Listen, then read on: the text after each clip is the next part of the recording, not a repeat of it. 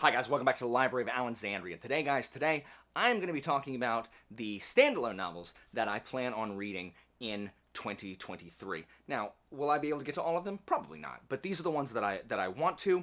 I have found that when I am kind of bogged down by series and I just if I'm just feeling tired when I'm reading, I have found that reading a standalone kind of, I don't know, reinvigorates and adds energy because it's just something that I can complete. I don't have to worry about adding, and having to finish the other ones in the future. It can just be something that I read, feel accomplished, and move on. And it also is something that I can read with my patrons, because we read Augustus together, my patrons and I, and it was standalone, and it worked really, really well. But we could all kind of commit to it because we didn't have to commit to read anything after it. No pressure, no stakes. So I'm very excited to have these as I just can't go on anymore. Give me a standalone. Let me read. Let me check a box off the list and, feel good about myself instead of overwhelmed by work. So I'm not going to get to all of these, that is true, but some of these will definitely get read because these are kind of the ones that are at the top of my priority list to read when the mood strikes me. So without wasting any more time, let's get down to business. Let's get into the standalones. So these aren't in any particular order. If I can accurately explain them, I will just explain it. Otherwise, I'll read the back of the book, so if you haven't heard about them, you can also understand what they're about and get excited and, read it with me or whatever. But some of these I can explain what they're about without having to actually do that.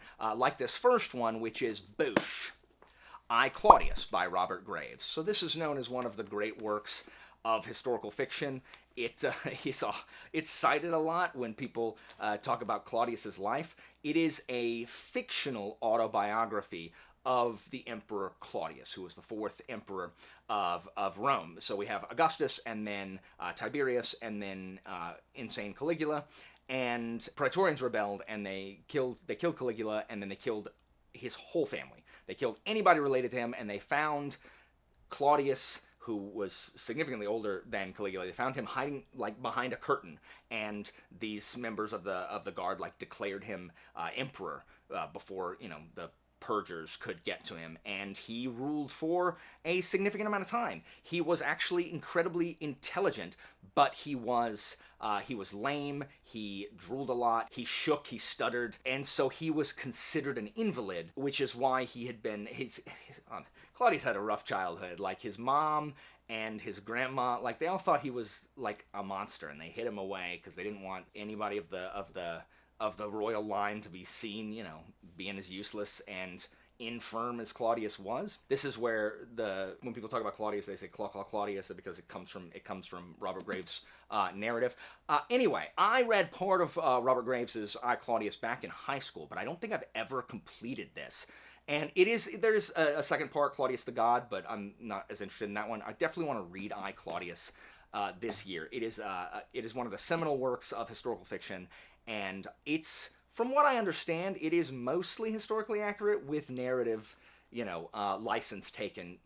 In this, Livia is a hand-wringing, mustache-twirling, snidely whiplash, where Livia's actual role in events is probably more complex, like in John Williams' Augustus. So, Claudius. Next, I'm going to be reading Boosh, and that is Sailing Cicerantium by Guy Gavriel Kay. And what I really mean is this is the standalone, The Sarantine Mosaic, which is 2 books, but Jake Bishop tells me vehemently that it is really just 1 book, that it's really just 1 book split into 2 parts, so I'm counting it as a single book. A single long book, but a single book. So Jake and I have been friends for a while. Jake knows my tastes in reading, and I think is probably a pretty good judge of what I'm going to like and what I'm not going to like. This is his absolute favorite of Guy Gavriel Kay's works. I've been wanting to read more GGK, because currently all I've read is Tigana, and I love Tigana with, again, get rid of the weird sexy stuff. This is apparently based on kind of the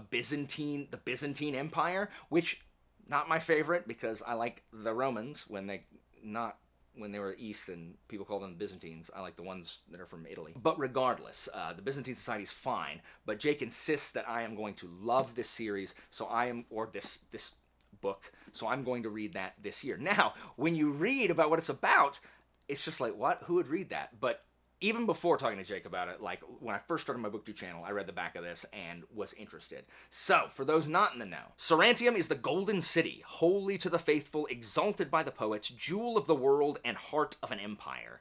Gaius Crispus, known as Crispin, is a master mosaicist. Oh, a master, that's what you're looking for in your book, a mosaicist. Creating beautiful art with colored stones and glass. Still grieving the loss of his family, he lives only for his craft until an imperial summons draws him east to the fabled city.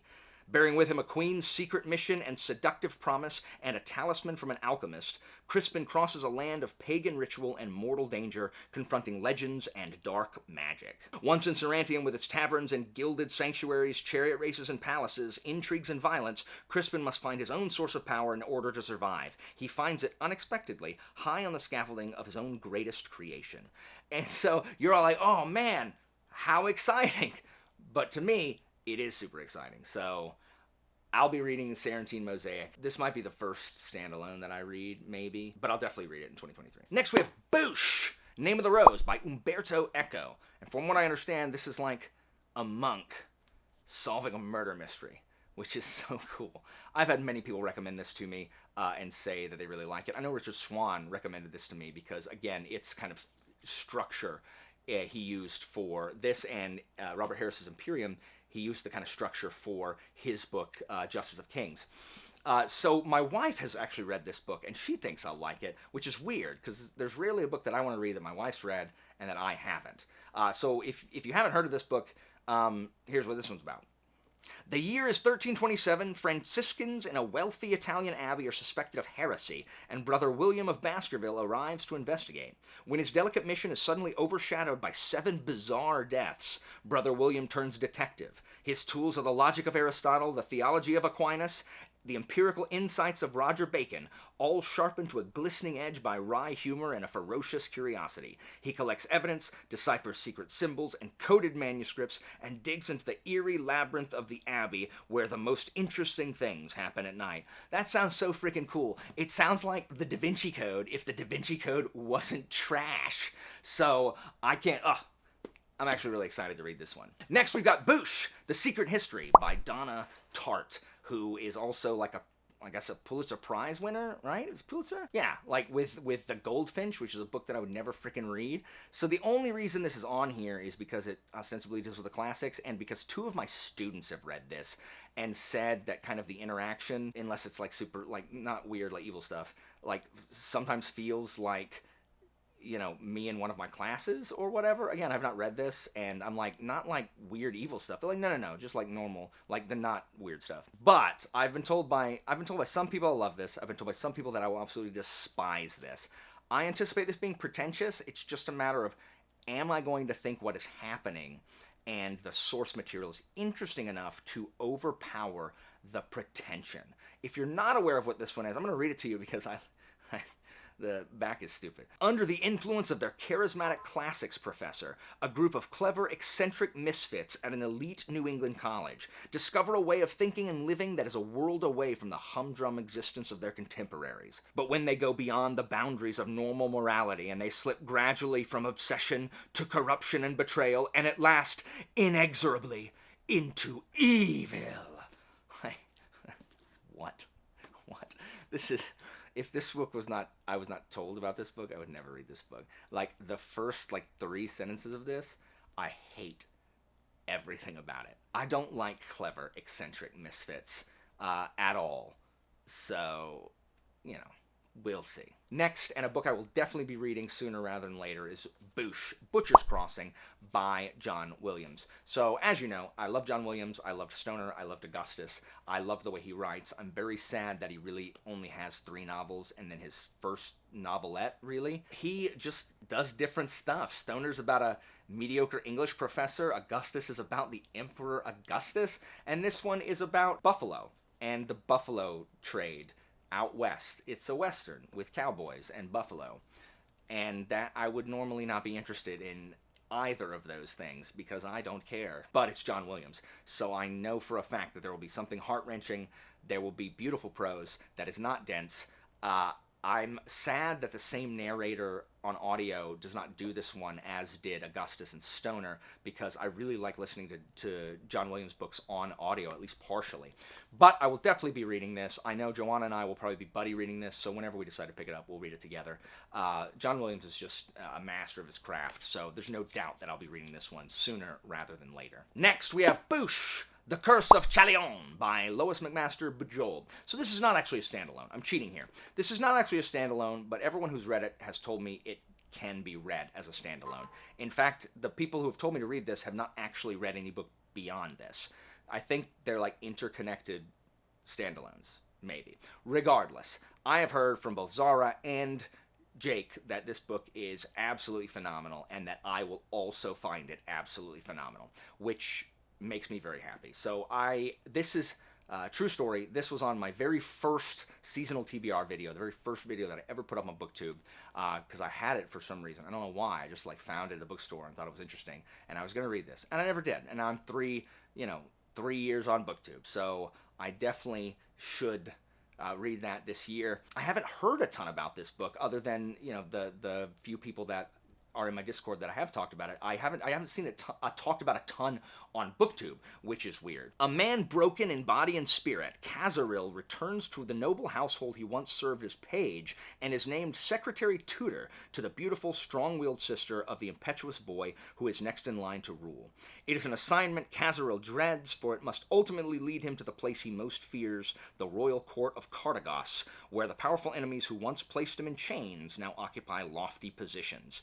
But it is more than the traitorous intrigues of villains that threaten Kazaril and the Royess Izel here, for a sinister curse hangs like a sword over the entire blighted house of Chalion, and only by employing the darkest, most forbidden of magics can Kazaril hope to protect his royal charge, an act that will mark him as a tool of the miraculous, and trap him in a lethal maze of demonic paradox. What? That sounds so freaking cool.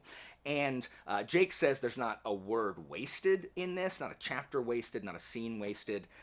I am excited to read this. I believe them, because Zara and Jake don't necessarily like the same stuff, but they both love this one and insist that I will as well. So I'll be reading this one soon too. Next, we have Boosh, Memoirs of Hadrian by Marguerite Yourcenar. It's French. If I pronounce it wrong, sorry.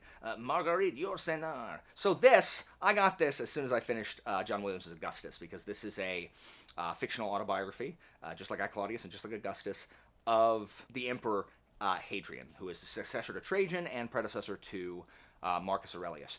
And the circumstances surrounding this book, this woman spent like 25 years writing this book. Like, she first wrote her draft when she was 20, and then burned it, and then visited literally everywhere Hadrian went, read every single piece of communique that Hadrian ever touched, because she wanted it to feel literally like Hadrian was writing it, and that it was written in kind of that Latinic author style. And so this is a life's work of this lady, and it's just, this is basically letters written to Marcus Aurelius, his successor, about his life before and as emperor. So I'm really excited to read this one. I don't know what her writing style is like. I don't know if it's going to be easy to read like Augustus was, but I am definitely hoping, because I think I am standing for fictional autobiographies of Roman emperors. Next, we've got Boosh, To Ride Hell's Chasm by Janie Wirtz. So I've never read anything by Janie Wirtz, but I know Joanna and Philip speak very highly of her. Joanna has actually said that this is one of her favorite standalones of all time. And so just to show that I do listen to Joanna and don't hate her, I listen, and I want to read this because I believe her when she says that. I don't know what this is about. It is a very, very short blurb.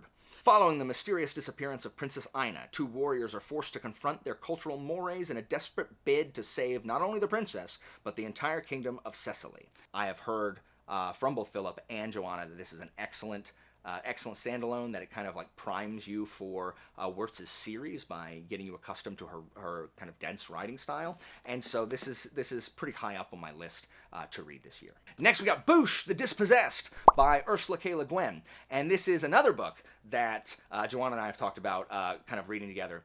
Of all Ursula K. Le Guin's books, this was the one that I was most drawn to, that I want to read. It is a standalone, but it's in like her like cycle of books that all kind of are similar, but they're not actually direct continuations, so it counts as standalone. It's not too long, which is great. It's hard to describe what it's about, so here we go. A bleak moon settled by utopian anarchists, Anares has long been isolated from other worlds, including its mother planet Uras, a civilization of warring nations, great poverty, and immense wealth. Now, Shevik, a brilliant physicist, is determined to reunite the two planets, which have been divided by centuries of distrust. He will seek answers, question the unquestionable, and attempt to tear down the walls of hatred that have kept them apart.